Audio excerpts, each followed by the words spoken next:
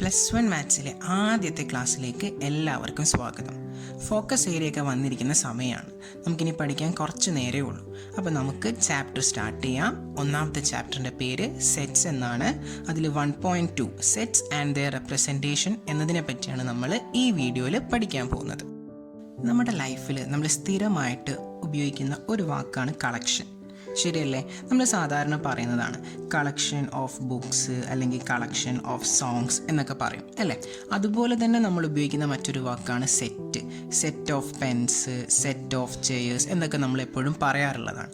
പക്ഷേ മാത്തമാറ്റിക്കലി അല്ലെങ്കിൽ മാത്സിൻ്റെ തിയറി അനുസരിച്ച് എല്ലാ കൂട്ടങ്ങളെയും നമുക്ക് സെറ്റ് എന്ന് വിളിക്കാൻ പറ്റില്ല. അപ്പോൾ നമ്മളിവിടെ കളക്ഷനും സെറ്റെന്ന് ഉദ്ദേശിച്ചത് ഒരു കൂട്ടം എന്നുള്ളതാണ്. ശരിയല്ലേ?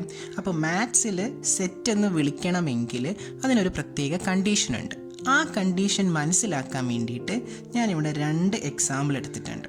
ഒന്നാമത്തെ എക്സാമ്പിൾ നോക്കിക്കേ. Collection of top 10 actors in India. ഇന്ത്യയിലുള്ള top 10 ആക്ടേഴ്സിൻ്റെ collection.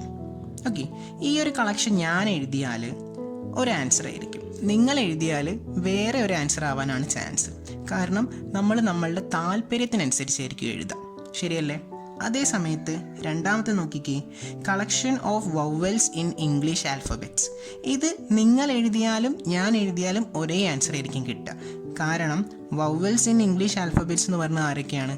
E, e, i, o, u. അതെല്ലാവർക്കും സെയിം ആണ്. അത് മാത്രമല്ല, ആ കളക്ഷനിൽ ഏതൊക്കെ ലെറ്റേഴ്സ് ഉണ്ടാവും, ഏതൊക്കെ ലെറ്റർ ഉണ്ടാവില്ല എന്ന് നമുക്ക് വ്യക്തമായിട്ട് അറിയാം.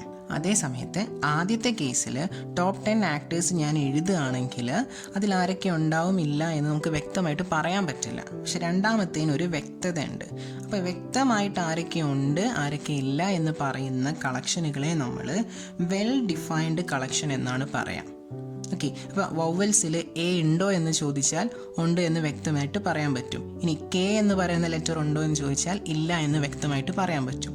അതേസമയത്ത് ഒന്നാമത്തെ കേസിലോ മോഹൻലാൽ അതിൽ വരുമോ എന്ന് ചോദിച്ചാൽ ചില ആൾക്കാർ എഴുതിയ ലിസ്റ്റിൽ അത് ഉണ്ടാവും, ചില ആൾക്കാർ എഴുതിയാൽ ഉണ്ടാവില്ല.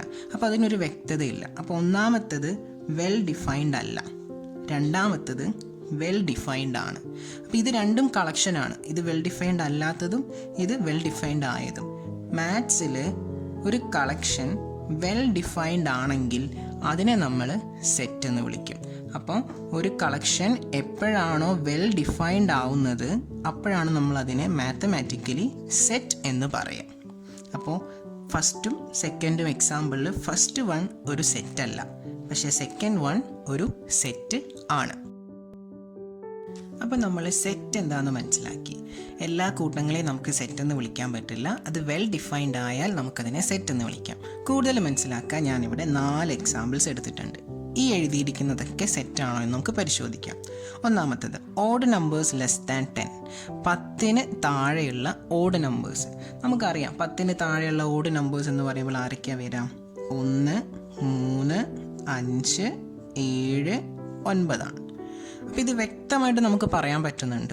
ഇപ്പോൾ ഈ എഴുതിയിരിക്കുന്ന ഈ നമ്പേഴ്സിൻ്റെ ഉള്ളിൽ 1 വരുമോ എന്ന് ഒരാൾ ചോദിച്ചാൽ വരുമെന്ന് വ്യക്തമായിട്ട് പറയാം. 10 എന്ന് പറയുന്ന നമ്പർ ഇതിൽ വരുമോ എന്ന് ചോദിച്ചാൽ ഇല്ല എന്ന് വ്യക്തമായിട്ട് പറയാം. അപ്പോൾ ഇത് വെൽ ഡിഫൈൻഡ് ആണ്. അതിനർത്ഥം ഒന്നാമത്തെ ഈ ഒരു കേസ് സെറ്റ് ആണ് എന്ന് നമുക്ക് പറയാം. ഓക്കെ, ഇനി രണ്ടാമത്തെ നോക്കാം. Collection of top 5 singers in the world. ലോകത്തിലുള്ള ഏറ്റവും മികച്ച 5 ഗായകരുടെ കളക്ഷനാണ്. അതിനും ഒരു വ്യക്തതയില്ല. 5 ഗായകർ നമ്മുടെ ഇഷ്ടപ്രകാരമായിരിക്കും നമ്മൾ എഴുതുക. അപ്പോൾ ഇത് വെൽ ഡിഫൈൻഡ് അല്ല എന്ന് നമുക്ക് ഉറപ്പിച്ച് പറയാം. അതുകൊണ്ട് ഇത് മാത്തമാറ്റിക്കലി ഒരു സെറ്റ് അല്ല. മൂന്നാമത്തത് collection of letters in the word maths. Maths എന്ന് പറയുന്ന വാക്കിലുള്ള ലെറ്റേഴ്സിൻ്റെ കളക്ഷൻ. ഏതൊക്കെ ലെറ്റർ കൊണ്ടാണ് മാത്സ് എന്ന് പറയുന്ന വാക്ക് ഉണ്ടാക്കിയിരിക്കുന്നത്? എമ്മും എയും ടിയും എച്ചും എസും. ഇപ്പോൾ വ്യക്തമായിട്ട് നമുക്ക് പറയാൻ പറ്റുന്നുണ്ട്. ഇനി ഇതിൻ്റെ ഉള്ളിൽ ജെ എന്ന് പറയുന്ന ലെറ്റർ ഉണ്ടോ എന്ന് ചോദിച്ചാൽ ഇല്ല. എ എന്ന് പറയുന്ന ലെറ്റർ ഉണ്ടോ എന്ന് ചോദിച്ചാൽ ഉണ്ട്. അതിനൊരു വ്യക്തതയും ഉണ്ട്. അപ്പോൾ ഈ മൂന്നാമത്തെ കേസ് എന്താണ്? ഒരു സെറ്റാണ്. Last one collection of months starting with the letter J. J എന്ന് പറയുന്ന അക്ഷരത്തിൽ സ്റ്റാർട്ട് ചെയ്യുന്ന മന്ത്സ്, അതായത് മാസങ്ങൾ. നമുക്കറിയാം ജെയിൽ സ്റ്റാർട്ട് ചെയ്യുന്നത് ഏതൊക്കെയാണ്? ജാനുവരി ഉണ്ട്, ജൂൺ ഉണ്ട്, ജൂലൈ ഉണ്ട്. ഓക്കെ, ഈ 3 എണ്ണമാണ്. അപ്പോൾ ഓഗസ്റ്റ് ഈ കളക്ഷനിൽ ഉണ്ടോ എന്ന് ചോദിച്ചാൽ ഇല്ല എന്ന് പറയാം. ജൂൺ ഈ കളക്ഷനിൽ ഉണ്ടോ എന്ന് ചോദിച്ചാൽ ഉണ്ട് എന്ന് പറയാം. അപ്പോൾ വ്യക്തതയുണ്ട്, ആരൊക്കെയാണെന്ന് കൃത്യമായിട്ട് പറയാനും പറ്റും. അതുകൊണ്ട് 4ാമത്തെ ഈ കേസും എന്താണ്? സെറ്റാണ്. അപ്പോൾ എന്താണ് സെറ്റ് എന്നുള്ളത് ഈ 4 എക്സാമ്പിൾസിൽ നിന്ന് നിങ്ങൾക്കിപ്പോൾ വ്യക്തമായിട്ടുണ്ടാവും. +1 സിലബസിലും +2 സിലബസിലും നമ്മൾ അറിഞ്ഞിരിക്കേണ്ട സം ഇമ്പോർട്ടൻറ്റ് സെറ്റ്സ് ഉണ്ട്. അതാണ് നമ്മൾ ഇനി ഡിസ്കസ് ചെയ്യാൻ പോകുന്നത്. അതിൽ ആദ്യത്തെ സെറ്റ് നാച്ചുറൽ നമ്പേഴ്സിൻ്റെ സെറ്റാണ്, അഥവാ എണ്ണൽ സംഖ്യകൾ. നാച്ചുറൽ നമ്പേഴ്സ് എന്ന് പറയുന്ന സെറ്റിനെ നമ്മൾ ക്യാപിറ്റൽ ലെറ്റർ N കൊണ്ടാണ് സൂചിപ്പിക്കുക. അപ്പോൾ നമ്മളുടെ ടെക്സ്റ്റ് ബുക്കിൽ ക്യാപിറ്റൽ N ഇനി എവിടെയെങ്കിലും കണ്ടാലും നമ്മളത് മനസ്സിലാക്കേണ്ടത് അത് നാച്ചുറൽ നമ്പേഴ്സിനെയാണ് ഉദ്ദേശിക്കുന്നത്, അതായത് സെറ്റിനെ. അപ്പോൾ നാച്ചുറൽ നമ്പേഴ്സ് എന്താണ്? എണ്ണാൻ സഹായിക്കുന്ന സംഖ്യകൾ, എണ്ണൽ സംഖ്യകൾ നമ്മൾ പറഞ്ഞു. അപ്പോൾ അത് ആരൊക്കെയാണെന്ന് ചോദിച്ചു കഴിഞ്ഞാൽ നമുക്കറിയാം 1, 2, 3, 4 എക്സെട്ര. ഈ നമ്പേഴ്സിനെയാണ് നമ്മൾ നാച്ചുറൽ നമ്പേഴ്സ് എന്ന് പറയാം. ഇനി രണ്ടാമത്തെ സെറ്റ് നോക്കിക്കേ, ഇൻറ്റീജേഴ്സ് ആണ്. ഇൻറ്റീജേഴ്സ് എന്ന് പറയുന്ന സെറ്റിനെ നമ്മൾ Z എന്ന് പറയുന്ന ലെറ്റർ കൊണ്ടാണ് ഡിനോട്ട് ചെയ്യേണ്ടത്. അത് ആരൊക്കെയാണെന്ന് ചോദിച്ചാൽ വളരെ സിമ്പിളാണ്. ഇപ്പോൾ 1, 2, 3, 4 എക്സെട്ര എഴുതുക. 1ൻ്റെ പുറകിൽ 0, അതിൻ്റെ ബാക്കിൽ -1, -2, -3 ഈ നമ്പേഴ്സ് എക്സെട്രയും കൊടുക്കുക. ഈ നമ്പേഴ്സിനെയാണ് നമ്മൾ ഇൻറ്റീജേഴ്സ് എന്ന് പറയും. ഓക്കെ, അടുത്ത സെറ്റ് എന്ന് പറയുന്നത് Q ആണ്. Q എന്ന് പറഞ്ഞാൽ റാഷണൽ നമ്പേഴ്സിൻ്റെ സെറ്റാണ്. ഇപ്പോൾ റാഷണൽ നമ്പർ ഭയങ്കര ഇമ്പോർട്ടൻ്റ് ആണ്. P/Q ഫോമിൽ എഴുതാൻ പറ്റുന്ന നമ്പറുകളെയാണ് നമ്മൾ റാഷണൽ നമ്പേഴ്സ് എന്ന് പറയാം. അതിൽ Pയും Qവും എന്താവണം? ഇൻറ്റീജേഴ്സ് ആവണം. Q 0 ആവാനും പാടില്ല. ഡിനോമിനേറ്ററിൽ ഒരിക്കലും 0 വരാൻ പാടില്ല. അതുകൊണ്ടാണ്. അപ്പോൾ Pയും Qവും ഇൻറ്റീജേഴ്സ് ആണെങ്കിൽ P/Q എന്ന് പറയുന്ന നമ്പർ എന്ത് നമ്പർ ആയിരിക്കും? റാഷണൽ നമ്പർ ആയിരിക്കും. നമുക്ക് എക്സാമ്പിൾ നോക്കാം. ഞാനിപ്പോൾ ഇവിടെ ഒരു എക്സാമ്പിൾ എഴുതാം. 2/3. അതിൽ 2 എന്ന് പറയുന്നത് ഒരു ഇൻറ്റീജറാണ്, 3 എന്ന് പറയുന്നത് ഒരു ഇൻറ്റീജറാണ്. അപ്പോൾ 2/3 എന്തായിരിക്കും? ഒരു റാഷണൽ നമ്പർ ആയിരിക്കും. ഇനി മറ്റൊരു എക്സാമ്പിൾ -3/7. -3 ഒരു ഇൻറ്റീജർ നമ്പറാണ്, 7 ഒരു ഇൻറ്റീജർ നമ്പറാണ്. അപ്പോൾ -3/7 എന്ത് നമ്പറാണ്? റാഷണൽ നമ്പറാണ്. ഓക്കെ, മറ്റൊരു ഉദാഹരണം പറഞ്ഞാൽ 10 എടുക്കുക. 10 റാഷണൽ നമ്പറാണോ? 10നെ നിങ്ങൾക്ക് വേണമെങ്കിൽ 10/1 എന്ന് എഴുതാമല്ലോ. അപ്പോൾ 10 ഒരു ഇൻറ്റീജറാണ്, 1 ഒരു ഇൻറ്റീജറാണ്. അപ്പോൾ 10/1 എന്തായിരിക്കണം? റാഷണൽ നമ്പർ ആയിരിക്കണം. അപ്പോൾ P/Q രൂപത്തിൽ എഴുതാൻ പറ്റുന്ന നമ്പറുകളെയാണ് നമ്മൾ റാഷണൽ നമ്പേഴ്സ് എന്ന് പറയാം. ഇനി അതിൻ്റെ ജസ്റ്റ് ഓപ്പോസിറ്റ് ഇറാഷണൽ നമ്പേഴ്സ്. ചില നമ്പറുകളെ നമുക്ക് P/Q ഫോമിൽ എഴുതാൻ പറ്റില്ല. അങ്ങനെ എഴുതാൻ പറ്റാത്ത നമ്പറുകളെയാണ് നമ്മൾ ഇറാഷണൽ നമ്പേഴ്സ് എന്ന് വിളിക്കുക. അതിൻ്റെ എക്സാമ്പിൾസ് നമ്മൾ പഠിച്ചിട്ടുണ്ട് ചെറിയ ക്ലാസ്സിൽ. √2, √3, π എക്സെട്ര. ഇതുപോലെ പോകുന്ന കുറച്ച് നമ്പേഴ്സ് ഉണ്ട്. √2, √3 ഇവരെ ഒന്നും നമുക്ക് P/Q ഫോമിൽ എഴുതാൻ പറ്റില്ല. അങ്ങനെയുള്ള സംഖ്യകളെയാണ് നമ്മൾ ഇറാഷണൽ നമ്പേഴ്സ് എന്ന് പറയാം. ഇനി ലാസ്റ്റ് നമുക്ക് പഠിക്കാനുള്ളത് റിയൽ നമ്പേഴ്സാണ്. റിയൽ നമ്പേഴ്സിനെ ഡിനോട്ട് ചെയ്യുന്നത് ക്യാപിറ്റൽ R കൊണ്ടാണ്. നമ്മൾ പറഞ്ഞ റാഷണൽ നമ്പേഴ്സും ഇറാഷണൽ നമ്പേഴ്സും കൂടെ കൂട്ടിച്ചേർത്താൽ കിട്ടുന്ന വലിയ സെറ്റിനെ വിളിക്കുന്ന പേരാണ് റിയൽ നമ്പേഴ്സ്.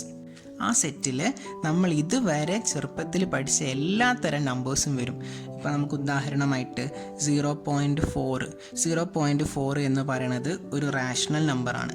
കാരണം 0.4 എന്ന് പറഞ്ഞാൽ 4/10 ആണ്. ആ റാഷണൽ നമ്പർ ആയിട്ടുള്ള 4/10 എന്തുമാണ്? റിയൽ നമ്പറുമാണ്.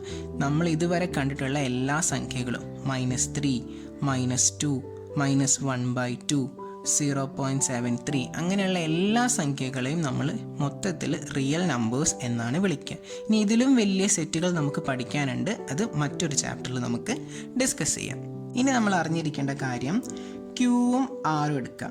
Q എന്ന് പറയുന്ന സെറ്റിൻ്റെ മുകളിൽ ഒരു പ്ലസ് ഇട്ടാൽ നമ്മൾ മനസ്സിലാക്കേണ്ടത് Q എന്ന് പറയുന്ന റാഷണൽ നമ്പേഴ്സാണ്. അതിൽ പോസിറ്റീവ് ഉണ്ടാവും, നെഗറ്റീവ് നമ്പേഴ്സ് ഒക്കെ ഉണ്ടാവും. അപ്പോൾ അതിൽ Q+ എന്ന് എഴുതിയാൽ പോസിറ്റീവായിട്ടുള്ള റാഷണൽ നമ്പേഴ്സിൻ്റെ സെറ്റിനെയാണ് സൂചിപ്പിക്കുക. അതേസമയത്ത് Z+ എന്ന് എഴുതിയാലോ, ഇൻറ്റീജേഴ്സിൽ നെഗറ്റീവ് നമ്പേഴ്സും പോസിറ്റീവ് നമ്പേഴ്സും ഒക്കെ ഉണ്ട്. അതിൽ Z+ എന്ന് എഴുതിയാൽ അതിൻ്റെ അർത്ഥം പോസിറ്റീവായിട്ടുള്ള ഇൻറ്റീജേഴ്സ് എന്നാണ്. ഇനി R+ എന്ന് എഴുതിയാലോ, റിയൽ നമ്പേഴ്സിൻ്റെ പോസിറ്റീവായിട്ട് വരുന്ന നമ്പറുകൾ മാത്രം അടങ്ങുന്ന സെറ്റിനെയാണ് ആർ പ്ലസ് എന്ന് എഴുതുക.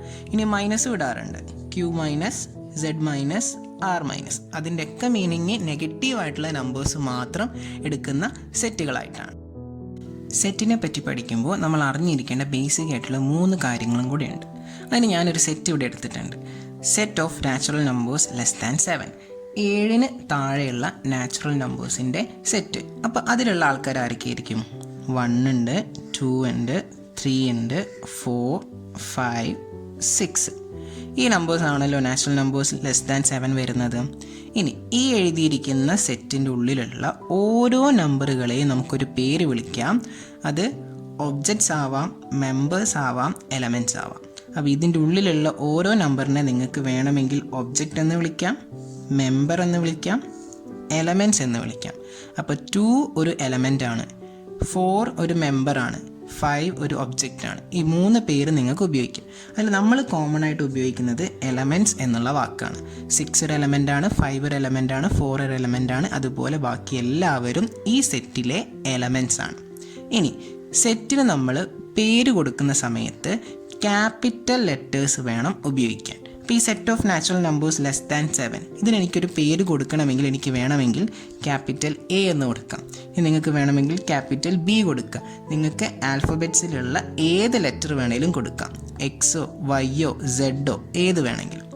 ഇനി എപ്പോഴെങ്കിലും നമുക്ക് സെറ്റിൻ്റെ ഉള്ളിലുള്ള എലമെൻസിനെ റെപ്രസെൻറ്റ് ചെയ്യേണ്ട ഒരു ആവശ്യം വരികയാണെങ്കിൽ, അതായത് 1നെയും 2നെയും 3നെയും 4നെയും 5നെയും 6നെയും റെപ്രസെൻറ്റ് ചെയ്യണമെങ്കിൽ അപ്പോൾ നമ്മൾ ഉപയോഗിക്കേണ്ട ലെറ്റേഴ്സ് സ്മോൾ ലെറ്റേഴ്സാണ്. എക്സ് എന്നോ വൈ എന്നോ small letter A, B, C ഏത് ലെറ്റർ വേണമെങ്കിലും നമുക്ക് ഉപയോഗിക്കാം. അപ്പോൾ 3 കാര്യങ്ങളാണ്. സെറ്റിൻ്റെ ഉള്ളിലുള്ള ആൾക്കാരെ നമ്മൾ എലമെൻറ്റ്സ്, മെമ്പേഴ്സ്, ഒബ്ജക്റ്റ്സ് എന്ന് വിളിക്കും. സെറ്റിനെ റെപ്രസെൻറ്റ് ചെയ്യുമ്പോൾ ഏത് ലെറ്ററാണെന്ന് ചോദിച്ചാൽ ക്യാപിറ്റൽ ലെറ്റേഴ്സ് ആയിരിക്കണം. സെറ്റിൻ്റെ ഉള്ളിലുള്ള എലമെൻസിനെ റെപ്രസെൻറ്റ് ചെയ്യേണ്ട ആവശ്യം വരികയാണെങ്കിൽ സ്മോൾ ലെറ്റേഴ്സാണ് ഉപയോഗിക്കേണ്ടത്. ഇനി നമ്മൾ സിലബസിൽ കൂടുതൽ ഉപയോഗിക്കുന്ന ഒരു സിമ്പിളിനെയാണ് പരിചയപ്പെടുത്താൻ പോകുന്നത്. നോക്കാം. അതിന് നമുക്ക് നേരത്തെ എടുത്ത എക്സാമ്പിൾ തന്നെ എടുക്കാം. Set of natural numbers less than 7. 7 താഴെയുള്ള നാച്ചുറൽ നമ്പേഴ്സ് നമുക്കറിയാം അതാരൊക്കെയാണെന്നുള്ളത്. 1, 2, 3, 4, 5, 6. ഈ സെറ്റിൻ്റെ ഉള്ളിലുള്ള ഓരോ ആളുകളെയും നമ്മൾ എലമെൻറ്റ്സ് എന്നോ മെമ്പേഴ്സ് എന്നോ ഒബ്ജക്ട്സ് എന്നോ വിളിക്കും എന്ന് നമ്മൾ പറഞ്ഞിരുന്നു. നമുക്ക് നോക്കാം. 2 ഈ സെറ്റിലുള്ള ഒരു എലമെൻ്റ് അല്ലേ? അത് ഞാനിവിടെ എഴുതിയിട്ടുണ്ട്. 2 is an element of A. Capital A എന്നാണ് ഞാൻ ഈ സെറ്റിനെ വിളിച്ചതെന്ന് വിചാരിക്കുക. അപ്പോൾ 2 എന്ന് പറയുന്നത് ക്യാപിറ്റൽ എയിലെ ഒരു എലമെൻ്റ് ആണ്. ഇതേ കാര്യം എനിക്ക് വേറൊരു വാക്ക് ഉപയോഗിച്ച് പറയാം. 2 ബിലോങ്സ് ടു എ. 2 എയിലുണ്ട് എന്നുള്ളൊരർത്ഥത്തിൽ. ഇനി നമുക്ക് ഈ 2 ബിലോങ്സ് ടു എ എന്നുള്ളതിനെ ചുരുക്കി ഒരു സിമ്പൽ ഉപയോഗിച്ച് എഴുതാൻ പറ്റും. ആ സിമ്പലാണ് എപ്സിലോൺ. ഇതാണ് ആ സിമ്പൽ. ഇതൊരു ഗ്രീക്ക് ലെറ്ററാണ്. അപ്പോൾ ഇതേ കാര്യം നമുക്ക് മാറ്റി എങ്ങനെ എഴുതാം? 2 എപ്സിലോൺ എ എന്ന് എഴുതാം. അതിൻ്റെ അർത്ഥം 2 എ എന്ന് പറയുന്ന സെറ്റിലെ ഒരു എലമെൻ്റ് ആണ് എന്നാണ്. ഓക്കെ. അപ്പോൾ 5 ഈ സെറ്റിലെ ഒരു എലമെൻ്റ് ആണെന്ന് നമ്മൾ എങ്ങനെ എഴുതാം? 5 എപ്സിലോൺ എ എന്ന് എഴുതിയാൽ മതി. ഇപ്പോൾ 5 is an element of A എന്നാണ് നമ്മളിതിനെ വായിക്കേണ്ടത്, അല്ലെങ്കിൽ അത് മനസ്സിലാക്കേണ്ടത്. ഇനി രണ്ടാമത്തെ കേസിൽ 8 എന്ന് പറയുന്ന ഒരു എലമെൻറ്റ് ഈ സെറ്റിലുണ്ടോ? ഇല്ല. നമുക്കറിയാം 6 വരെ ഉള്ളൂ. അപ്പോൾ 8 is not an element of A എന്ന് നമുക്ക് പറയാം. അത് മറ്റൊരു അർത്ഥത്തിൽ പറഞ്ഞാൽ 8 does not belong to A എന്ന് പറയാം. 8 എയിൽ ഇല്ല. അത് നമ്മളെങ്ങനെ എഴുതാമെന്ന് വെച്ചാൽ 8 എപ്സിലോൺ എ എന്ന് തന്നെ എഴുതിയാൽ അതിനർത്ഥം 8 എയിലുണ്ട് എന്നാണ്. ഇല്ല എന്ന് കാണിക്കാൻ എപ്സിലോണിന് കുറുകെ ഒരു വര വരച്ചാൽ മതി. അപ്പം 8 does not belong to A എന്നാണ് ഇതിൽ നിന്ന് നമ്മൾ മനസ്സിലാക്കേണ്ടത്. അപ്പോൾ ഈ വലിയ സെൻറ്റൻസിനെ ചുരുക്കി എഴുതാനാണ് നമ്മൾ എപ്സിലോണും മുകളിലൊരു വര വരച്ചിട്ടുള്ള സിമ്പിൾ നമ്മൾ യൂസ് ചെയ്യുന്നത്. അപ്പോൾ 10 എന്ന് പറയുന്ന എലമെൻറ്റ് ഈ സെറ്റിലുണ്ടോ? ഇല്ല. അപ്പോൾ നമുക്ക് എന്ത് പറയാം? 10 എ എന്ന് പറയുന്ന സെറ്റിൽ ഇല്ല. അത് നമുക്ക് ഷോർട്ടാക്കിയിട്ട് ഇങ്ങനെ എഴുതാം. കൂടുതൽ കാര്യങ്ങൾ ഇനി നമുക്ക് അടുത്ത വീഡിയോയിൽ പഠിക്കാം.